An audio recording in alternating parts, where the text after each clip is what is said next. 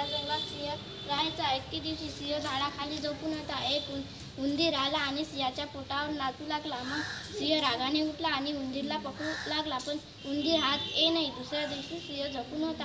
उंदीर त्याच्या पोटावर नाचू लागला. उंदीर उठला आणि मग त्या उंदीरला सिंह उठला आणि त्या उंदीरला पकडून घेतले आणि मग तू माझ्या पोटावर नाचतो, मी आता तुला खाऊन टाकतो. मग सिंह म्हणाला, नको नको, मला खाऊ नको, मी परत असं करणार नाही. मग परत असं उंदरानं केले नाही. दुसऱ्या दिवशी जंगलात एक शिकारी आला आणि सिंहावर आपली जाळ टाकली आणि सिंहाला आपला शिकार बनवून घेतला. मग सिंह जोराजोरानं गर्जना करू लागला. मग गर्जनेचा आवाज उंदरापर्यंत पोचला आणि उंदीर मग आपल्या मित्राला घेऊन सिंहापाशी आला आणि सगळे मित्र मिळून ते जाळ तोडून टाकली आणि मग सिंहाला बाहेर काढले. गोष्टीचे तात्पर्य